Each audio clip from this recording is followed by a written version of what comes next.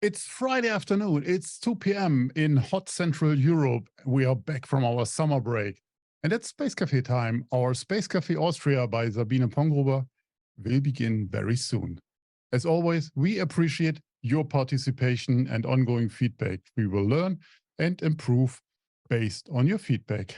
I'm Torsten, publisher of SpaceWatch.Global, and Europe-based online platform for information in and about space and new space activities in a geopolitical context. And first, I would like to thank all our private or corporate sponsors who are committed to keeping our independent journalism alive, and we really appreciate that very much. In case you want to join the supporter team, be aware it's just a click away from for you on our website. So, and before I tell you what all happened, like we have done it before, I just give you some hints on our new content that we have put up on our end. So did you listen to our summer listening the last 5 Sundays? That was I think pretty amazing. We put the top 10 on various topics together. We ended last Sunday with women in the space sector. What do you think about that theme, that setup? Let us know your feedback, because if you like it, then we will continue on that as well. Our Space Cafe, our Space Economy Insight podcast by Kevin O'Connell and Dr. Emma Gatti went into episode number 3 with Dr. Solana Joao from the Angolan Space Agency. That's online. And one podcast, our Space Cafe podcast number 88, that really touched me. It's with Alex Fielding, the CEO of Brevity, more or less live from Maui. We recorded, I think, 2 weeks ago after the horrible wildfires. It's very deep, very honest, and very authentic conversation about the real value of space in a crisis situation. And then few radios are out already. Also, we are slowly ramping up after the summer break. We have a Space Cafe Factor in Italian language with Giovanni Labini from Dassault, Italy, released this morning. And we have our Space Cafe Radio with Maxime Puteaux from Euroconsult out. And there are so much more to discover. And you can find all our audio series wherever you can get your podcasts from. And if you want to become a space watcher, a real one, so with t-shirt and mug, it's again also just a click away on our website in our fan shop. So, and our website is, and so with that, our fan shop is open 24/7. So you also can shop on your Sunday. If you have missed any of our previous web talks, we have an archive on our webpage in the event section, and of course on YouTube. Please note that we will host our Space Cafe Austria live regularly, and we also have set up the next date, if I'm not mistaken, but Sabine can tell you more about it. Much. I don't say too much. So my job is done for the moment here, and I would like to hand over to your host, or to Sabine. Over to you. Thank you very much, Torsten, and welcome everybody. My name is Sabine Pongruber. I'm the CEO and founder of WEME Global, a consulting company focusing on renewable energy, combining it with Earth observation to solve our energy supply challenges. Today, we are satisfying our curiosity on understanding how big Austria's footprint in space really is. And I can tell you it's highly underrated and underestimated. For this conversation, we have a 30 minutes time slot and 15 minutes of Q&A. So please take notes and surprise us with your insightful questions at the end of our conversation. For Austria's footprint in space, I couldn't think of any better person to talk to than Austria's Queen of Space herself, Margit Mischkulnig. And Margit is serving currently as head of Department for Space Affairs at the Federal Ministry for Climate Action. environment, energy, mobility, innovation and technology, short, Federal Ministry for Climate Action.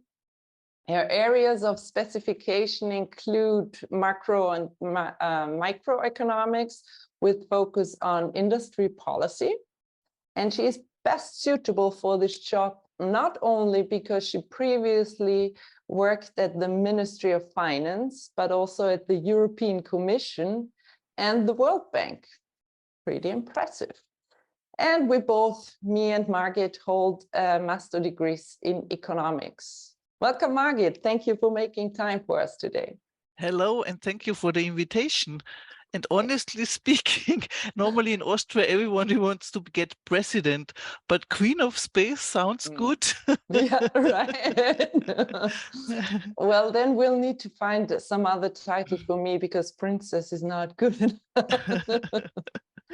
Well, I do see you as the overall oversight for Austrian space activities, and you are clearly the connection to ESA and these activities too.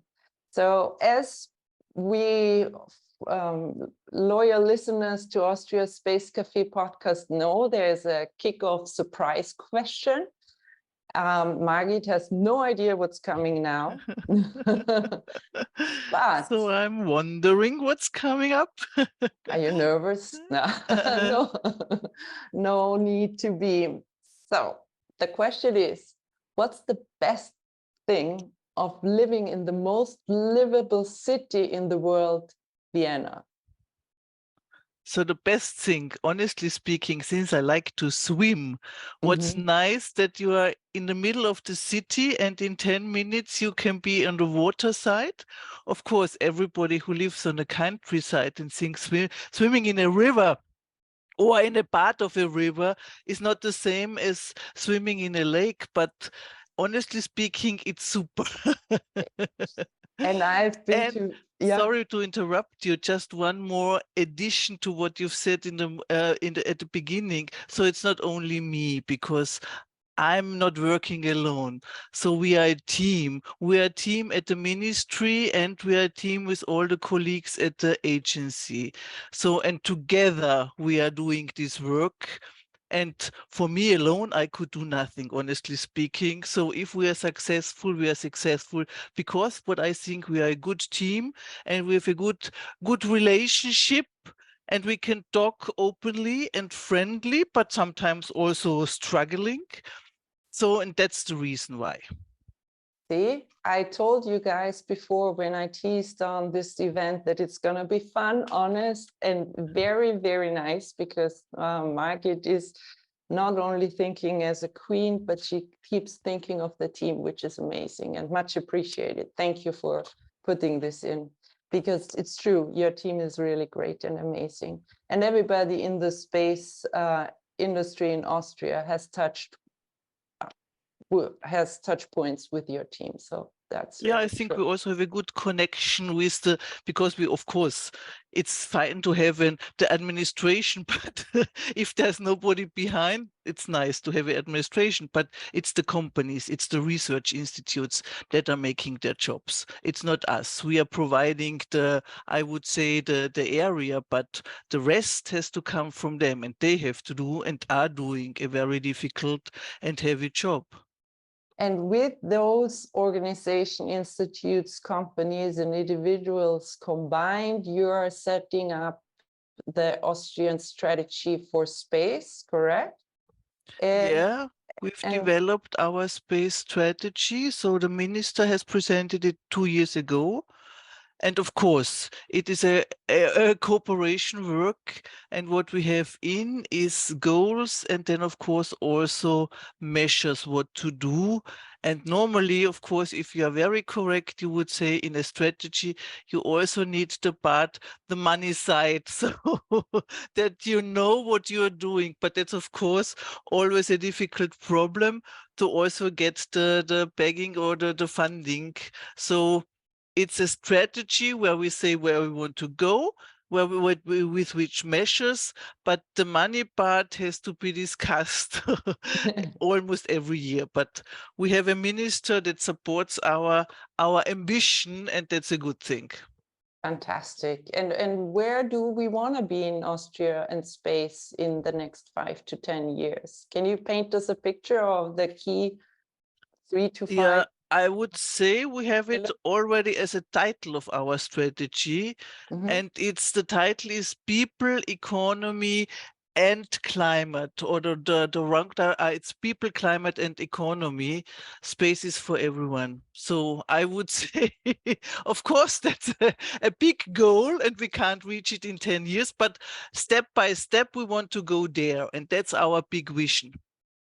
Oh, Because space is nothing for only a short group, because the crucial question is, how do we get the topic out to everybody, and how we can communicate that space. Of course, you need the so-called upstream part, but you also, what we are supporting as well, is because what we are doing in the infrastructure we have is not just we want to produce an infrastructure, because there should be also something done with the data and with the signals.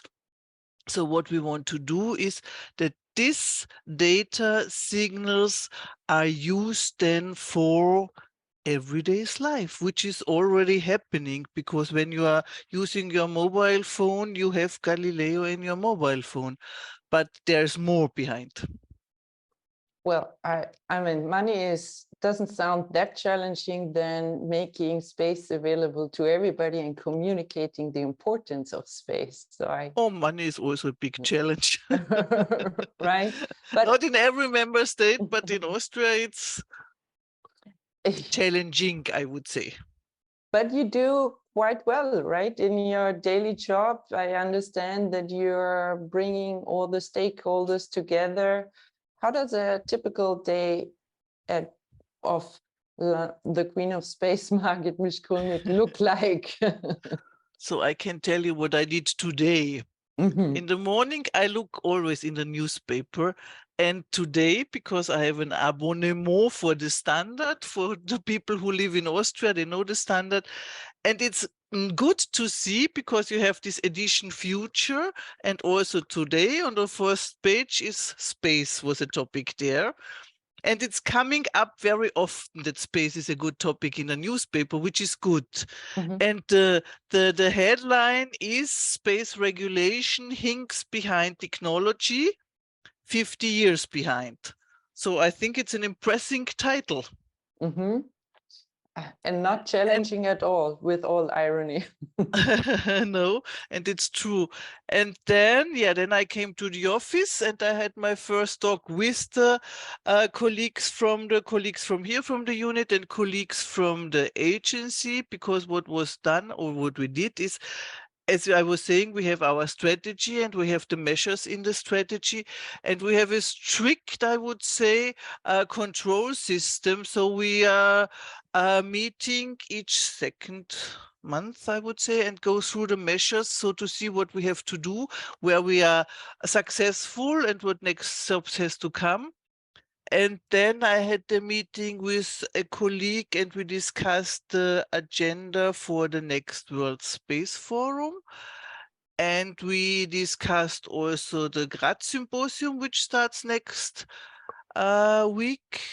And then we went for lunch, which is also important with the team. Today we also had one colleague brought also her dog with her. So the colleagues and the dog was joining the lunch. An unpaid addition to the employee staff. Exactly. Well, he probably gets goodies and cookies. Well, but you mentioned agency on a little bit, but with agency, you mean you are the Austrian Space Agency, exactly. You are the representative to the European Space Agency for Austria, correct? No, I'm not the representative of the agency, because they have a head, and it's Andreas Geisler. Okay, good. But you are traveling quite often to Paris and Brussels. Whenever I try to reach you, I always catch you on the Brussels bus. It To or happens from often. the airport. It happens often. Well, I was trying to build the bridge back to the European Space Agency, because I know that Austria is piloting the Green Transition Information Factory, short for GTIF, Yeah. for the European Space Agency. Yeah. You want to tell us a little bit more about it? Yeah.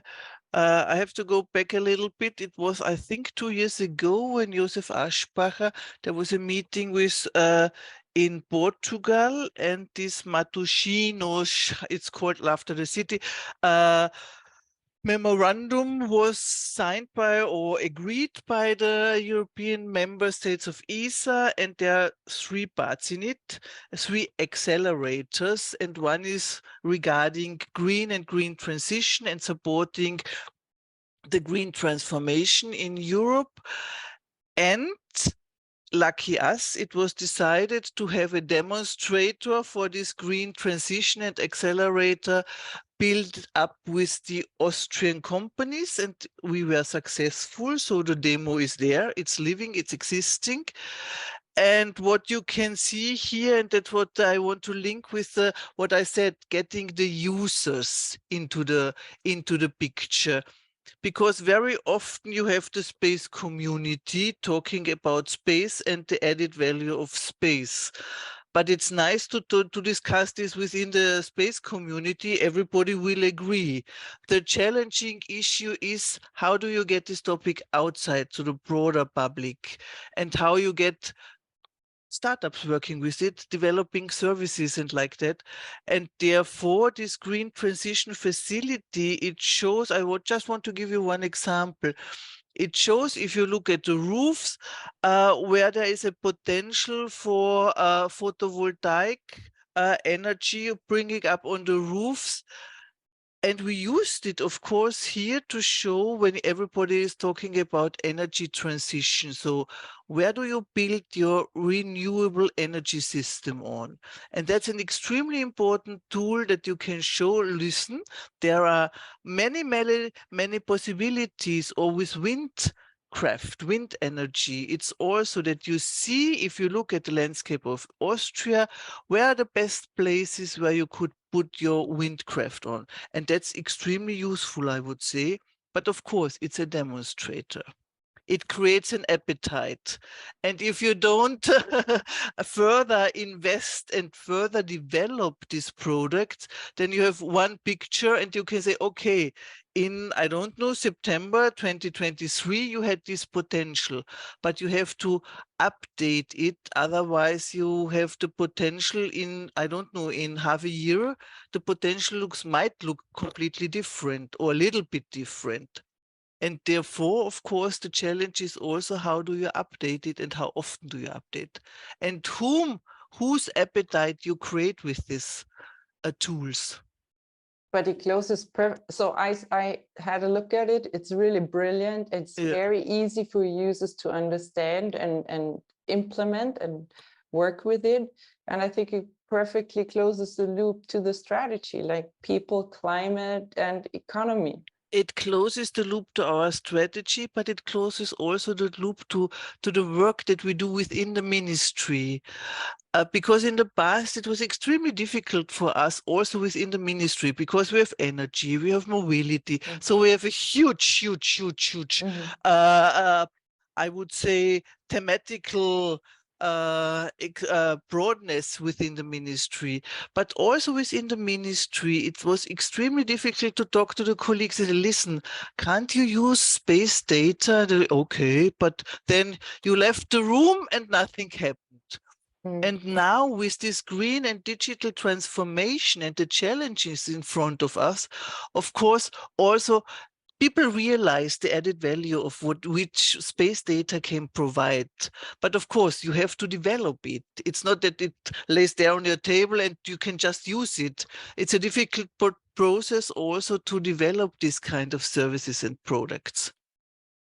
And you did well. So I shared a couple of weeks ago this link for guys, for those who are interested, just Google ESA and GTIF and you'll find the link to the demonstrator quite easily. So I circled it around my network, and Super. a week later. Many thanks for doing that. Oh, my pleasure. It's impressive and it's really useful, especially if with the focuses on energy, right? That's my core topic. But Exactly. funny enough, it circled back a couple of days ago. I got email saying, "Hey, did you see this already?" So Super. It makes rounds. Yeah, it's extremely important that people get known of it, and that also that you help us in communicating it. I'm just a tiny little piece in the system, but yeah, but we need you as a tiny little piece because you are making a bigger piece of it. And together we are communicating it today too. And communication is actually key, as you mentioned, and keeping it alive by as many people participating and feeding into the demonstrator.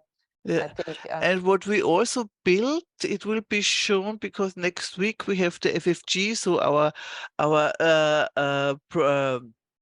how do you call it? The Forschungsförderungsgesellschaft, yeah. So and now Research Promotion Agency, they have next week they have their annual meeting, and what we've produced with EU money, a big, I would say, a wall which you can set, and there you see Earth observation data pictures, so that also there we use this forum to show how Earth observation and what Earth observation brings to the people. So I would say we are quite quite vivid in bringing this knowledge to a bigger audience. And that is very good to get people a sense and feel on what it can do, not only demonstrate, but really how does it help me? I know there's a lot of things out there. I'm just making an example. There's a lot of medication, but which one is good for me? And we also had an extremely good perception and reaction also, because it was a colleague of our team. He started the first hackathon already 2 years ago. And it was an extremely good idea because, as I was saying, we have this big ministry, and of course we have also companies related to the ministry. So we have the ÖPB, it's the rail system. We have for the highways, the company that's responsible, and we have a company that's responsible for the river Danube. And with this, and another one was who are Austro Control, so it's the flight control. And with these 4 companies, we developed challenges together with them. So which kind of problem do they have? And we defined these problems. And then through the hackathon, we tried to get solutions for the problems. And I have to say, for all these 4 companies, useful solutions came up and they are getting implemented. So that's also a good example which we can then also use to promote and to explain people, listen, now you can see what you can do with space data and how they can help you. Of course, you have to define the problem extremely good, but nevertheless, you can see then, if you have this problem, that problems can be solved via space data. And as I understand correct, the hackathon was available. So if you're a small startup, you can participate in this hackathon. You don't need to be a big corporation. You can get access to the biggest players in Austria's economy by participating in this hackathon. Exactly. And all the solutions that were prepared came up from students or just growing or starting new startups. And they did their first, I would say, business in this, and they were successful and they are growing now. Fantastic. Yeah. That is a brilliant example of how it works. Yeah. Well, that's on the Austrian soil and on the Austrian ground, but I think we are internationally also not that we're under, well, we have some institutions in Austria that are working globally, right? Exactly. I always say Austria is a space, or Vienna. Of course, Graz is a space hub, but also Vienna is a space hub, because what we have, and the big advantage is we have here the UN Space Office, so the Office for Outer Space. And what we also have here in Vienna is the only think tank that we have in Europe. It's the European Space Policy Institute. And these both bodies work closely together, which is good. And they are also working together with ESA, with member states, with companies, and that's also the good thing. And hopefully ESPI is now in Vienna since 20 years. And we are celebrating on the 25th of September, we are celebrating the 20th anniversary of having ESPI in Austria, which is great. And ESPI is growing. They started with, I don't know, 2 people, and now they have around 35. So it's really. How do we get our VIP entrance tickets for this party? You just, everybody just look at the homepage of ESPI and look at the homepage of UNOSA, and also you see, because what we also did is at UNOSA's side we paid for a website, because what we are also forcing there is to show what space can do for climate action, for climate mitigation, and we also paid there a website on the UNOSA side that they put all together all the information that we have on space, how space can support climate action, and also teaching material, because one task of UNOSA is, of course, advising and the learning. And the other side, on the ESPI side, their task is the analysis. The analysis, and also showing how the space sector develops, showing how different topics are also linked to space, and what they are also doing there, because of course everybody is talking about money, and also the space sector needs money and the companies need money. They also have there and done the first time a venture capital study, and they are now, I think it's annually that it's updated, which is also extremely important. And very interesting and very insightful. Yes, yeah, absolutely. Yeah. Yes. And available for free. So everything what's produced by ESPI is available on their website for free. You just have to download it. Or read it on the website. So however you you feel and what you prefer. True. We have the UN Office for Outer Space, the ESPI. Yes, WEME is not in Austria, but of course we are also member of UMETSAT. So Austria is also, but it's also our ministry that's responsible for UMETSAT, and we are paying also the programs there. But there we are also working closely together with Geosphere Austria. So it's the Meteorological Institute in Austria. And of course, also with our space agency. But there so the committees, there are people also from Geosphere there and taking part in these meetings. So you, as we can see now, that you are involved in so many topics and so many interesting things, I think. Have you ever met an astronaut? Yeah, you know, we have our reserve astronaut Carmen Bosnik, and I met her already several times, which is good. And Carmen is also joining, so shout out to Carmen.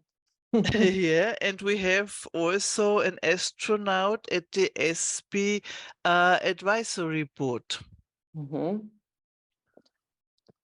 Excellent. So yeah. I'm very much in love with the astronaut. So if I could redo my life, I would probably become an astronaut, because it seems like they have a very broad knowledge they need to have. a broad knowledge. And when you see this or meet with these people, they also have a special attitude, I would say, how they behave. Maybe it also depends on how they see their job. And when everybody is telling me, when you are there up at the International Space Station and you look down or up to the world, and then you see how fragile it is. So you have it seems to be a different attitude to how our life should work. That reminds me of an example. Maybe some of you know Sendung mit der Maus. It's a cartoon. Yeah. and We are the same age, or always. I'm a little older, but I knew it. And Alexander Gerst was broadcasting from ISS, and he showed very in a good way how thin our atmosphere is and how important it is for us to protect this only livable place and planet in that we have and that we know and that we can not leave anytime soon. And I think everybody has some responsibility talking about environment and sustainability. What is it you are doing on a daily basis, contributing to reduce your carbon footprint?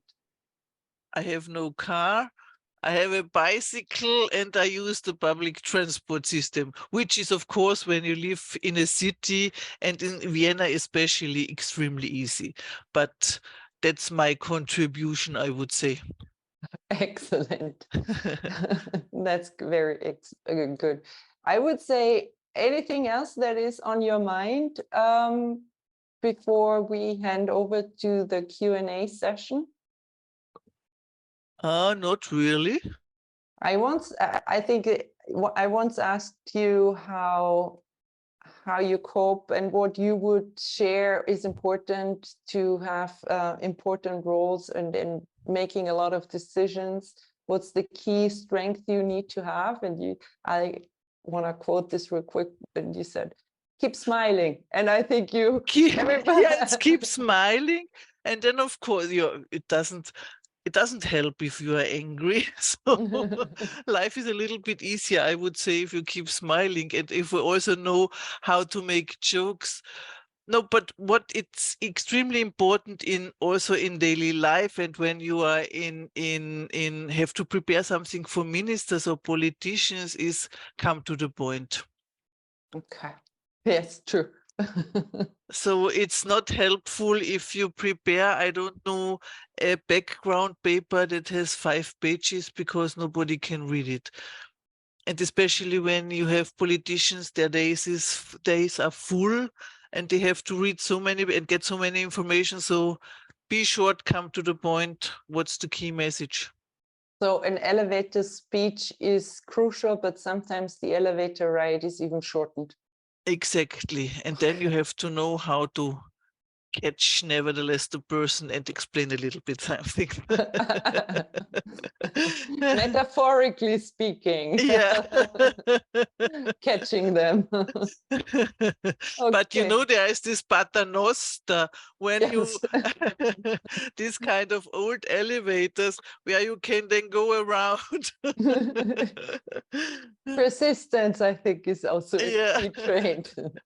Okay, thank you very much. I'm gonna pick some questions randomly, not in the way they came in, just as a pop-up. And I'm starting with Christoph's question. How does Austria balance in terms of budget and programs, space for Earth, like Earth observation and climate action, versus space for space, meaning exploration, resources? Yeah. So our space budget regarding the programs that we sign on ESA level, because that's the only possibility where we can and also sign these programs, because when you are a member of the European Union, it's the budget, and then you don't distinguish between the components of the program. But on the ESA side, it's the biggest part of our budget goes to Earth observation. Okay. So that's it. But then, of course, there's also exploration, telecommunication. I would say it's Earth observation, telecommunication, and then you have also exploration. So I'm in Earth observation. For me, it's totally fine. And I'll shorten the question from space enthusiast a little bit. Is there are some space startup fundings, but what's beyond startup fundings? Is this a question maybe more directed to the FFG? So for the FFG, we have at the FFG, of course, they have several programs to support the Austrian industry, I would say, including space. And then there is one special program for space. It's the Austrian Space Application Program. And there we have three, I would say, key topics. It's the using space data, it's space technology, and it's science. So we have these three key topics or bodies and topics, not bodies. And these three topics, if you are a startup or a bigger company, you can just prepare your project and apply for this program. And then a jury is selecting the project. So it's not us, it's really a jury of experts. They are looking at each project and then they quote and give their ranking. And for startups, I would say, of course, and then we have another supporting agency, it's the AWS, Austrian Wirtschaftsservice. They are also supporting and they're also supporting. But the difference is, if you do a strict line, it's the FFG is supporting the development, innovation and research, and then the AWS is when or soon before it goes into the market and you have the product. That's the big difference. And they also have at the AWS special programs for supporting startups and giving them money and grants. And then we have, of course, also in combination, also in Austria, the ESA business incubation centers, and we have now three. We have one in Graz, one in Wiener Neustadt, and the other one in Salzburg. And there you also get a little bit of money, but the idea behind is that you get this kind of technical, organizational, administrative support, that you know how to deal and how to build up your business. And the ESA BICs, there, of course, the idea behind is using space technology, already using existing space technology to build up your business. And then, of course, but in Austria, we also have startups that are using space data to build up a business. And there, what I've heard, it's a little bit more difficult for them because, of course, for them, it's extremely important to also get the step into ESA, which is not so easy via the ESA BIC, but we realize that that's a problem. And this kind of topic we will also bring to ESA, to the colleagues there, so that they know where there is, I would say, room for improvement. Things have to be developed further. And if there is something that's not working so well, we will, of course, bring it. And therefore, bring it to ESA and discuss it there. And therefore, it's extremely important to have also this kind of exchange with the startups who are working in ESA BIC to get also there, because they are the practitioners. They know how it works and how it doesn't work. I don't know it. I just have to listen. And if there is a possibility that we can help them and improve the system, then of course we are more than open and willing to do that. And convey the message. That's amazing, right? Exactly. To see the areas for improvement. Yeah. I'm gonna switch to a macro question from Willibald Stumpfner. And please, Willibald, sorry, I'm going to shorten it a little bit, but Josef Aschbach communicated the transformation of the way we see space and is willing to work more closely with private companies, and not only in a contract way, but more private-public approaches, I would say. In my words now, I'm sorry, Willibald, if I'm not catching this correct, but in order to shorten it, what is the Austria Space Strategy 2030 be modified in order to manage this transformation that Josef Aschbacher announced in the new approach of space? ESA's approach to the companies is always you have to compete in competition. So it's not so that company A comes and knocks on the door at ESA and says, now I want to work together with you. It doesn't work like this. So it's always the the system, how it works. ESA, you have to sign as a member states, you have to sign a program. And then, of course, the companies are allowed to compete in competition within some special topic within this program. So the close link to really coming to the companies and working together with them is not, I would say, maybe it happens, but it's not the key policy of ESA. And what did I want to say? Now I forgot it. So sorry, maybe it comes back to my mind, but now I completely forgot the next sentence. Never mind. But the cooperation is still within the boundaries, but the initiative of ESA is to reaching out more. Exactly. No, but what I wanted to say, of course, what they want to do from the ESA side, of course, companies, it takes a long time if you apply for a program or and then the how long you have to wait to get the contract and to get the money paid out.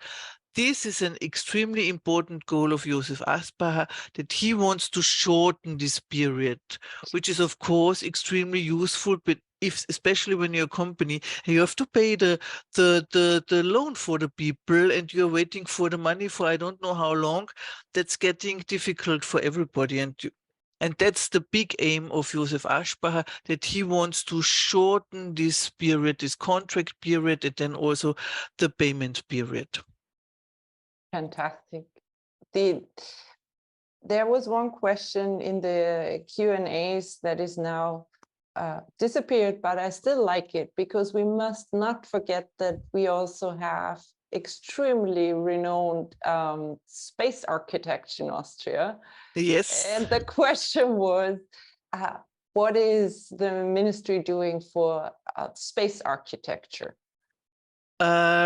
Space architecture, of course, has a close link to exploration. And everybody knows that now it's the moon, it's the Mars that are in everybody's, or almost everybody's mouth. But you've heard India is flying to the moon, and Japan is trying it. Europe wants to do it, US wants to do it. And of course, if you are on the moon and if you want to bring people, astronauts to the moon, that's the idea. Of course, it's extremely then important, how do you, and if you want to stay there. Sorry? Wir konnten dich gerade nicht verstehen. It's better? You can hear me again or not? Yes, you're okay, super. Sorry, because I had this. Yeah, it was under the table. Sorry. It's always the cable. And if you want to have people on the moon, of course you need a special architecture. Or if you look at the International Space ISS, that's also a special architecture when you want to bring people, and you have to live in an extremely narrow. You can't build a villa with 200 square meters. So you have to be, everything has to be reduced to the minimum and to the maximum, I would say. And therefore, of course, space architecture is an extremely challenging thing. And the idea behind is also how you can transform this kind of system and architecture to our daily life as well, because when the resources are getting, or you have to use your resources a little bit more careful than in the past, then you of course can also use this kind of thinking and planning which you have in the space architecture also in everyday's life. And it's true that in the past we excluded astronautic exploration from the support of our programs.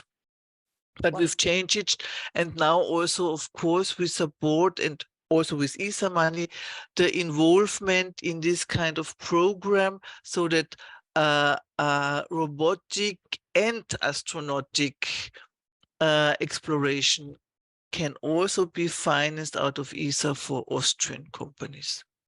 It's fantastic how you always close the loop back to the people and that you really sum it up really well. I thank you very much for this conversation. This was our last question. It's already over. Come on. Yeah, unfortunately, right? We could go on and on. I hope that also the audience liked it, not only we, both of us. Well, I'm sure they did, because you made a good impression. I just wanted to let the people online know a quick teaser for our next Space Café Austria in November.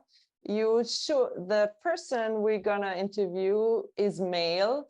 You surely spent many, many hours with him if you are a space watcher. He is an award-winning filmmaker, journalist, and ultra trail runner. I'm not gonna say more, find out and stay curious. For my side, thank you very much again, Margit. Take care, everybody, and shine bright. Sabine, thanks a lot. And Thorsten on the backside, the voice out of the off as well. Thank you. Bye-bye. Thank you. Bye. The voice has also a face. Not a pretty one, but a face. It comes with it. So before we say goodbye, we would like to give you some more outlook on the cool events that you can expect from us in September. So next week, Emma and I will be in Paris at the World Satellite Business Week. Book your radio, your video clip if you're there, or just say hi when you are around. But mark your calendars. So on the 21st, we have our at 9:30 in the morning, our next Space Law Breakfast with Stephen Freeland. And his guests are Anne van der Broeke of Rivada Space Network and Martin Reinders from the DLR. On the same day in the afternoon, we have our next Space Café Israel with Medad Payente, and his guest is Yuri Oron, the general manager of the Israeli Space Agency. And that's pretty big thing for us. 26, we start with the Space Arbitration regional series Africa this time by Laura Zelinsky. And then a day later, 27th, our next Space Café Black Ops by Dr. Magati with Dr. Namrata Goswami on the 28th, exactly. There is the Space Bar by Astro Agency that we are where we have the honor to support the news part of it. And a day later, the next Space Café Scotland is on our plan. But it's all pretty cool. So, and what else? Find and subscribe to your to the events that are interesting for you on Eventbrite. And as always, we would like to hear your feedback. So please check in with us on Twitter, Facebook, or LinkedIn. Don't forget to sign up to our daily or bi-weekly newsletters. And if you want to support us even more, our events like that, or our editorial freedom, so become a space watcher or help us in our supporter program. Thanks again for your interest today. Even so, we had to kick out someone. Thanks, Sabine, for hosting that inspiring talk. And thank you very much, Margit, for accepting this invitation and telling us all these great things about Austria. And there are so many questions open, but we will come back on them. So, and thanks to the team that made that all possible. And that's it. I hope to see you in our next events. In the meantime, visit our website or follow us on social media. And don't forget to become a space watcher. Thank you very much. Bye.